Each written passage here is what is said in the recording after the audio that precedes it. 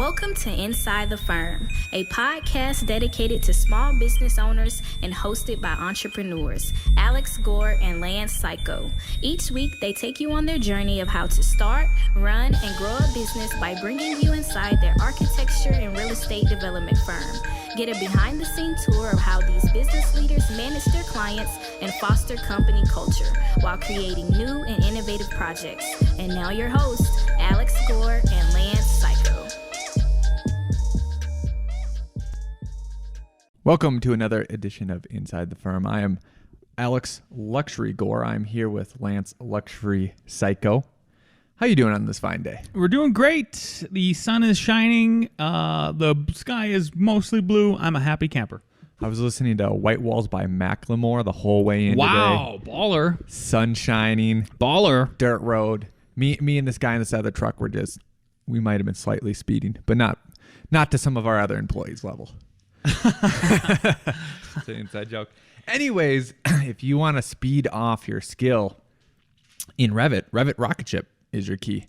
Go there to check it out. Learn how we train our staff, how we train university students, and how we train other professionals to skyrocket your skills in Revit by modeling how it gets built, giving you the components and tools you need to truly make professional designs quickly and efficiently. RevitRocketShip.com. With project conditions changing and limited time to get things done, it's good to have information at your fingertips. ArchCat.com provides architects, engineers, spec writers, and contractors with the most comprehensive libraries of building product content and design so you can access it quickly and efficiently. Even better, ArchCat.com is free to use and requires no registration. So visit today and access the information you need now. That's ARCAT.com. Check them out. And a friendly reminder to everybody who's listening, who is an architect or related to that will be at the AIA conference in Chicago. Alex and I will be conducting 30-minute interviews with any interested party, especially if you're a listener of this show and you've never been on the show. Email us at lmc@f9productions.com, lmc@f9productions.com. We will also then be podcasting in a roundtable session with the Entre Architect podcast, Gable Media at large, basically, all of those guys and gals in the ArchCat booth on Friday afternoon during the AIA Chicago show. So check us out. Reach out to us if you're interested in being on either one. We'd be happy to consider you for that. Look like you're going to say something, Al Gore. No, I'm good. He was not going to say anything. Can you guys believe it? Yeah. Pella Luxury. You have never experienced a brand like this before. The collection of brands within the luxury division of Pella are the conversation starters, the pioneers of industry who provide window and door solutions to discerning architects, the building industry, and beyond. They have decades of experience creating things no one else in the world is creating, and the collection of brands are brought together to complement and build on one another. They don't push beyond the limits. They set them. Explore PellaLuxury.com/the firm. That's PellaLuxury.com/the firm. Today, check them out. They support us, so we can help support you. Back to you, Al Gore. Awesome. Lance, are you helpful? Depends on the day. Dang it. I wanted you to say yes. Wrong. You are not helpful. I got it was an interesting conversation, and I thought that this was very relevant. Not relevant, but insightful. Talking to a tech guy high up in a big tech firm. We're not going to name it, but you would be aware of this tech firm. You would know it. And he said it was interesting watching the founder's journey. And he said he had to learn how to manage. And he said it took him a while to realize, he'd come over to people's desks and say, give tips like, oh, hey, I really like this color, or you should go check out this website, and do that. And he didn't realize that every time he did that, he'd set the project back by like a month. Because all of a sudden, whatever they were doing is like, oh, do I need to use this color? What if he comes ask me why I didn't use this color, or why I didn't use that inspiration from that website? Like, now I have to have justification and, reasons. And then now, not that, because you could just see a boss come by and be like, oh, why didn't you use that color? Just nonchalantly, thinking that they're being helpful. Sure. Now they got to take that idea, morph it, then present it to their whole team, change what they're doing, and just think like it could be a structural system. It could be like a point to a website that was computer code, and now you're messing with the whole internal things. Like, holy cow, it could go crazy. So there's a point at which, and I don't even think that we're at this. There's a point at which that you need to only solely be working on the firm, not necessarily in the firm. In the firm. Yep. And the story that I have relating to that is when we were in the National Guards, we'd be out in the field building things like in the summer because we'd do our little tour things. And one of the lieutenants said, hey, my job is to get you what you need and then leave you alone. And we're like, thank God, get the hell out of wherever we're building. You know what I mean? Like, leave us alone. You are not going to help. Hey, man, that's what I try to do with the construction crew, and I know you do too. And it's like, that's the whole point. Yeah, but it depends too. Like, that's what I try to do. And then I literally get bit in the butt. Like, not enough direction, not enough. It's I like, know. Oh, my. I know. Yeah. So anyways, you got to gauge where you're at in this and how big your firm is. But sometimes good intentions can steer things wrong. And if you are at that point, and maybe you're the CEO, maybe dropping by a project that you're not really involved in and giving your advice and tips isn't a good thing. Just something to consider. Something to consider. Yeah. Think about it. I think it's worth thinking about for sure.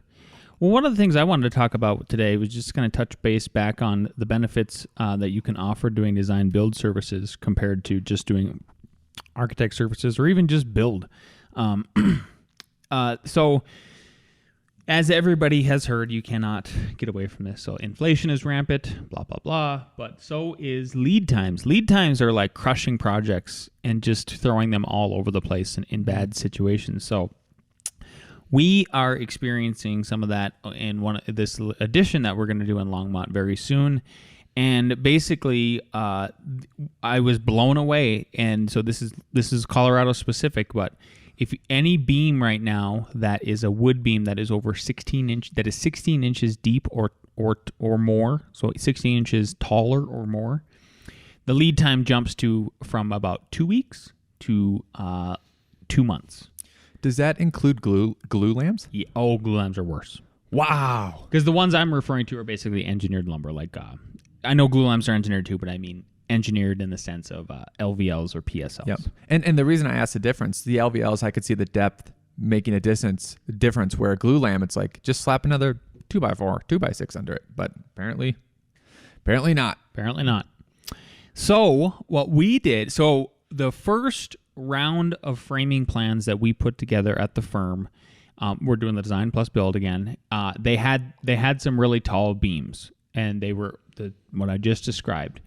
Once I found that out, then we went right back to the drawing board. We didn't have to engage a separate party for this because we were doing the engineering for it, all legally and above the table and everything, because you can in this jurisdiction that we're going to be building in. It's just the wood framing members. So we were using the Forte software for that. And on the second round, we got everything under the 16-inch threshold, and then we even did a third option where I'm like, gosh, if we could just do one more basic thing right here, I think we can get this even further honed in. And we did it in like a matter of like 24 hours. And then I was able to go right back to Home Depot and say, here's my final order. Not only then did it make it so like, holy cow, we're going to be able to just get almost everything off the shelf. Literally almost everything off the shelf. It even changed, and then we saved about 30% on the engineered materials because we switched over to dimensional stuff mostly. And I know some of this stuff is common sense to a lot of folks who've been building forever. You know, obviously engineered lumber or dimensional off-the-shelf lumber is going to be cheaper typically than engineered lumber. But for newbies, this is a good point. The last and best part that it did, it enhanced the design. Really? Because we went from prefabricated trusses with flat bottoms to now actually a vaulted ceiling in several places. And the owner of this was just like, she was like, oh my God, this is awesome. And I'm like, hey, and it saved you material costs. Like the labor costs went up a little bit. Yes. But the material costs are outweighing it such now on framing. And there's a different house that I've been working on that I'm going to GC just the framing. I'm going to GC the whole thing, but like the ones that I'm purely controlling are framing and foundation for this client. And the framing labor came in 50% of the cost of the framing lumber. Really? Or you could think about it the opposite, right? Like Lumber is double framing. Yeah, which That's is normally equal. Or close, or plus or minus 10%, whatever. Yep. But so close that you could just say equal at a cursory level, right? I noticed you write something down, but I'm going to just, before you get to that.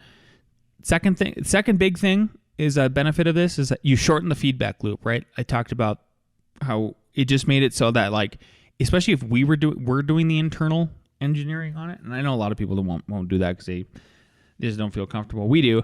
Man, the feedback loop was like 1-to-1. It was just, I would text the associate I have working on this, and he would text back within a half hour, and he'd be like, and then he would jump right on it and just be on top of it. And the third and final thing I think is, like, it just reinforced the trust that we have built up so far with this client. Because once I told them all the benefits, and they were like, she literally said, this is exactly why we just picked you guys to do everything all the way even at the beginning. Yeah. Because I just knew this is what we were getting. So that's all the benefits you can offer doing design build services that just go above and beyond, and you make more money, and you extend the life cycle and the lifeblood of your firm, 100%. And we're heading into a recession. I don't know if you know that. Well, and the value of your client. You know what I mean? Like there's always a marketing cost per client that you've gained, you know, like how much it costs to get a client. Mm-hmm. Well, if you can extend that, you just made that money more worth it that you put into it. The term that came to my head was nimble. And this is the tug of war between the struggle between manufactured processes, manufactured SIP panels, CLTs, is like everything is in the system. Yep. And has to go through there and eventually get to you. And it's like, this should be cheaper. Mm-hmm. This should be quicker. Mm-hmm. This should be better quality. But if somehow they miss something or have to wait, or something big isn't getting to them on time. Miss one beam, you're screwed. Yep. What if they miss the one ridge beam to complete the roof? Man, you're screwed. Yep. And how things change, and then you have to get in line. So, like, that's the hardest thing, is that this manufactured process for homes should have already taken off. Just like cars. No car is built from scratch that a consumer buys. It's all built in assembly line. 2% of houses, literally, are built in an assembly line. And it's because of this off-the-shelf. It's just way more nimble and way more responsive than that. And there might be a crossover at some time. And it might be when labor gets so expensive that the labor for you to do what you did was now 2x materials. Mm-hmm. Then it might change back. But that was just my input on that. That's good input. I would like your input on the next thing, very much so. So the White House has announced that President Biden's new actions to ease the burden. Are you cropping that screen? No. What is with the outline? Of housing. That's how it is. It's the full screen. It's the full screen on mine. That's how it is. Okay. It's literally. I'm moving on. Keep going. If you did it anymore, like, it'd be. Doesn't look like mine. Just saying. Okay. All right, Al, go ahead. Anyways. I've got him teed up. How is the government going to ease the burden of housing costs? Yeah, so there's Al's got pulled up on the screen here, as you can see if you're watching on the YouTube. I think he's still hanging out there. President Biden announces actions to ease the burden of housing costs. This was a statement that was released on May 26, 2022. So is it going to work? I think there's he's got some ideas here, and Al's got some snippets pulled up. For sure it's going to work, right? Anyways, I just wanted to go over. I'm sorry, he said that seriously. Keep going. What they want to do. One is they want to reward jurisdictions that have reform zoning and land policies, right? 2, deploy financial mechanisms to build and preserve more housing where financial gaps exist. And 3, expand and improve existing forms of federal financing, right? Let's talk about this. And there'll be a theme here. There's one thing that I really like. Maybe that's the next one. Okay. Here's the goal that I actually like. So this is one of their goals now? All 3 of those plus this 4th one is their goal. It's just goals. Got it. Yep. It's not actually policy then. No, but it will be. It's turning into. Okay. The goal I like, ensure that more government-owned supply of homes and other housing so all housing goes to owners who live in them. or nonprofits who will rehab them, not large institutional investors. And this is where we got to the point of these big people, just huge corporations using their leverage, using fake money just to buy houses and then turn our society into a renter economy. Yeah. So I think they're saying, like, let's not have the government support a renter economy. Okay. The first one I want to say is reward jurisdictions that have reformed zoning laws and land policies. A lot of my critique is this just, instead of having local nimble responses that you can quick react and actually get something done, it ties everything back up to the federal government. And the federal government is the antithesis of not nimble. It's, hey, we want to make this law and if you want to get our money, you have to comply to this. You got to do this. Yeah. And there's no way that thing is actually going to be useful or helpful in every different scenario in all the cities. Like, so what I'm getting at is that they will this is the unintended consequences of this. Okay. Hey, Longmont wants money from the federal government. We have to comply with this, and this. And we have to literally, maybe even like every housing has to submit this DEI form, and everything has to have setbacks like this and has to at least have this much sustainability. That might not work, or literally work in the zoning laws in Longmont. Like, they might have a rule where, like, if you implemented that federal rule, you could not build here. Right. But since they want the money, now you have to do it. Now you have to go through an amendment process. Now they have to figure it out. So, like, you are literally just gumbling up the system and not making it nimble for the sake of government money. Yeah. Right? Yeah. Here's another one that they want to do. Provide incentives for land use and zoning reforms and reducing regulatory barriers. I actually like that, the words reducing regulatory barriers. I don't know how they're going to do this on the lower scale, but, like, that's a huge thing that needs to be done. I'm just going to say it, and if it triggers people, Trump had a good idea. One of Trump's good ideas was, he said, for every new rule that you guys make, you got to get rid of 2. It could be remember that? It's as simple as that. That's exactly what it is. You got to get rid of 2 for 1. So you're literally just reducing it. Like, I don't care which ones it is, just show me proof. Yes. Yeah. Exactly. Okay. Come on. Okay. Here's where I think they're going to gum up the system. Leverage transportation funding from the bipartisan infrastructure bill, bringing another agency in. Listen to this one. Integrate affordable housing into Department of Transportation programs. Why? Sounds like another program. It sounds like it's another like you're duplicate. You're making things more bloated. Yep. And later in there, I don't have the specific wordage, but they said examine government's policies and make sure we aren't duplicating and thus slowing things down. Why are you adding affordable housing into the Department of Transportation? And here's why. You went over and you called and you asked, hey, Department of Transportation, would you like more money and more authority? And put your fingers in more things? Of course I would. Why would I not? I'm very confident. Of course I would. And I know what's going on. Yeah. Include land within the U.S. Land use. Yeah, land use within the U.S. Economic Development Administration investment priorities. So, again, this is adding another barrier, another checklist, another thing that you have to go through to get something done, and is making things not nimble. So those were my main takeaways. Was I think people see the headlines. The White House doesn't even matter, like you said.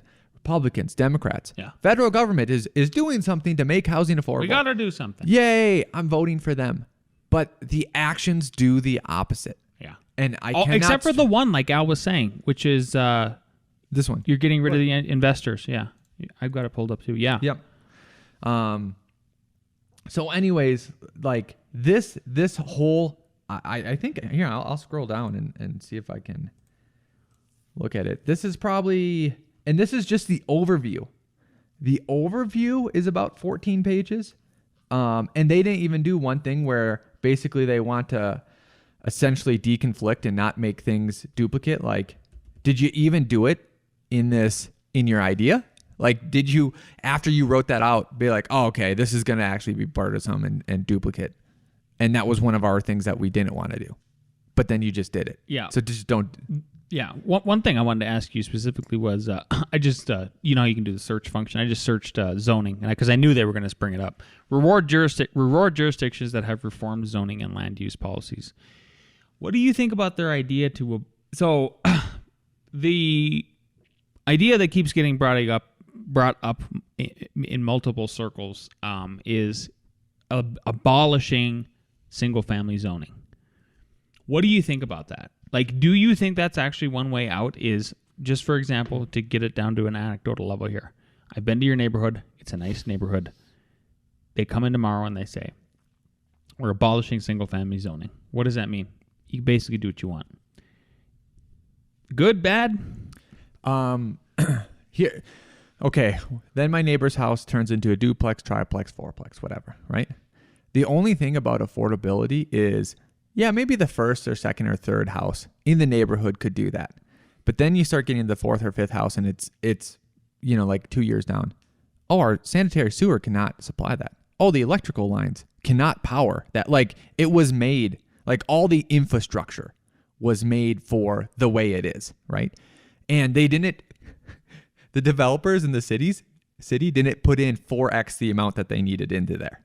So you're going to get into the same thing that we touched a long time ago is I really like 3-4 stories, close-knit, communities and stuff like that. When it's planned for, it makes sense. When you try to retroactively do that and tear up the street and do all this other stuff, that's what we get bogged down in this long process that's not nimble. So while I understand, right, we already have that in mixed-use neighborhoods in cities and in Denver and every big city, and none of those projects are quick or that affordable. If you could name 3 things that you would, let's say you're president tomorrow, and you have this you have an authority to such that, like, your executive power is so powerful.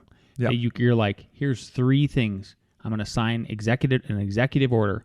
Here's 3 things I'm going to do to reduce, to make housing more affordable. Institutional money and fake money can't compete with the consumer. Okay. Yep. You're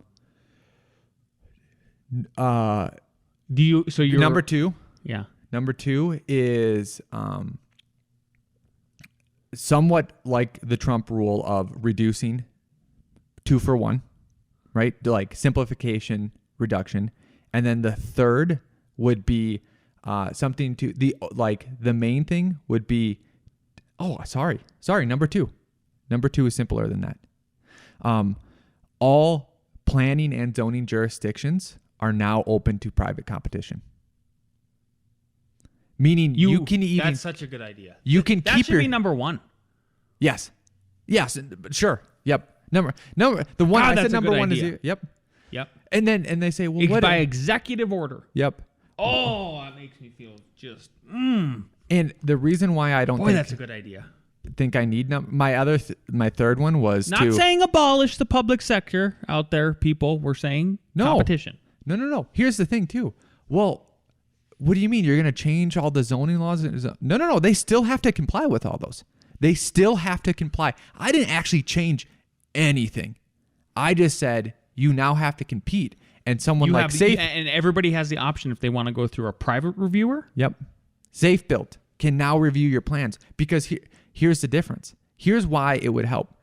We go through Boulder County. You literally they will tell you in 4 months, you can come talk to us. Now you have to compete. Safe Built's like, yeah, you can have a meeting next week, right?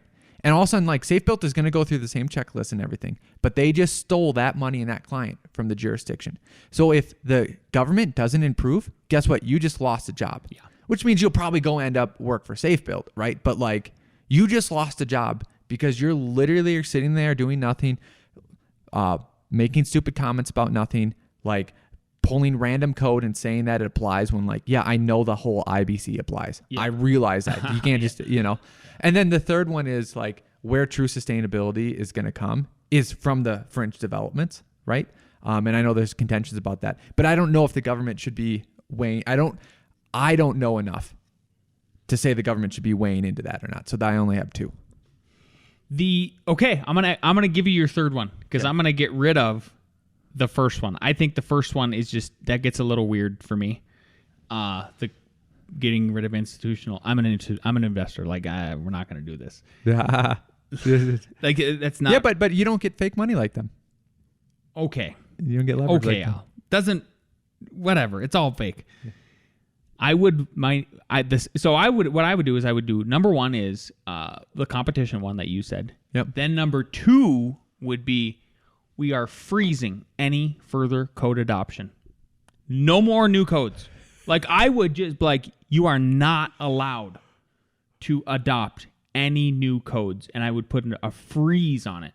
And then I would advocate for some kind of money that could be used to study what happened after we froze. And did it help or hurt? Yep. So there would be a moratorium on any new code adoptions whatsoever throughout the United States. Like you are done. Yep. I would say that this is a good, healthy discussion to have. I would say my one that you nixed, and I would nix your ones. And it's either you have to allow both or nix both. Because why? These ideas come from a principle, right? And the principle that is violating the one that you don't like of me and the one that I don't like of you is I just told a group of people, institutions, they can't do what they've been doing. You just told cold people, you cannot progress and do what you're doing. Yeah. So it's like, okay, it's a game of perspective. It's like, now we could literally have this argument and then agree like, okay, let's nix those 2 just to get the one that we both agree upon, which is competition of the building and planning department. Yeah. Let's just start there. Let's just start. What a good there. Start that would be though. Is if it was mandatory by law that you cannot you basically the thing I keep saying over and over again is you just can't have a monopoly on this system. Yeah. It's just not real. It's just not how nature operates. Like it literally goes against nature. Nature is competition. Mm-hmm. Okay, very good. What do we got next? We got Denzel. Okay. Oh my God, Denzel Washington is joining us. Did he send this to you? Can you believe it? Yeah, here we go. So on this episode, we have Denzel Washington is going to read in place of Nick. So here we go. If you don't read the newspaper, you're uninformed. If you do read it, you're misinformed. So what do you do? That's a great question. What is the long-term effect of too much information? One of the effects is the need to be first, not even to be true anymore. So what a responsibility you all have to tell the truth, not just to be first, but to tell the truth. We live in a society now where it's just first. Who cares? Get it out there. We don't care who it hurts. We don't care who we destroy. We don't care if it's true. Just say it. Sell it. Anything you practice, you'll get good at it, including BS. You told me last time. Okay. So true. So true.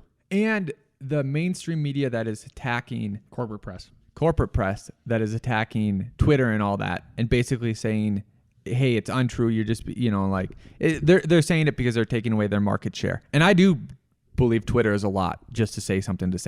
Like you just have to say something to say something. But you can have that criticism, but you didn't do the solution. Like, you're not true. Like, right. You're not true.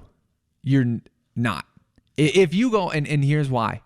A lot of people say CNN versus Fox News. Go to a different one, MSNBC. The amount of topical things that are politicized are 75% of articles. Because it's doing it from a slanted position. It's crazy. It is crazy. It is crazy. You know what else is crazy? Bringing down the crew for A.R.E. Jeopardy. Let's do it.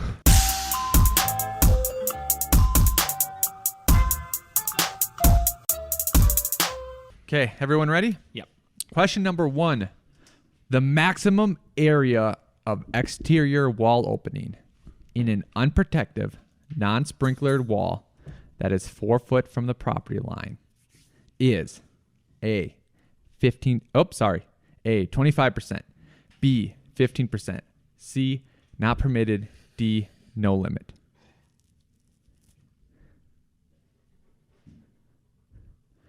unprotected, non-sprinkler 4 foot. 15, not permitted. Not permitted is correct.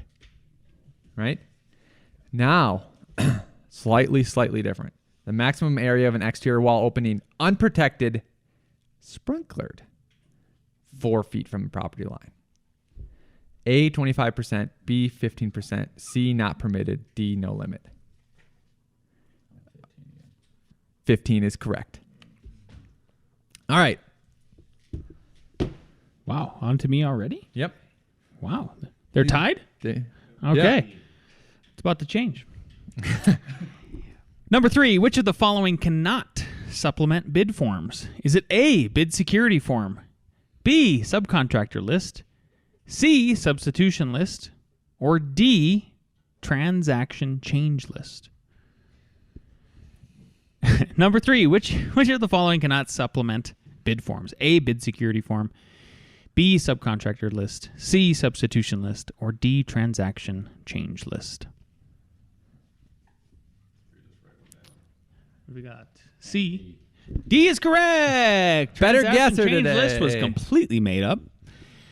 Number 4, which of the following ways can soil bearing capacity not be increased? A, fill, B, compaction, C, surcharging, D, retesting. Which of the following ways can soil bearing capacity not be increased? A, fill, B, compaction, C, surcharging, D, retesting. We got D. Correct answer is D. We have a winner. Where are we going? Bad Daddies is the answer. Yeah! There we go. Take us out. If you like this episode, please leave us a 5-star review on the iTunes. If you're watching on YouTube, hit that like button, smash the subscribe button, and leave us a comment. We'll see you next week.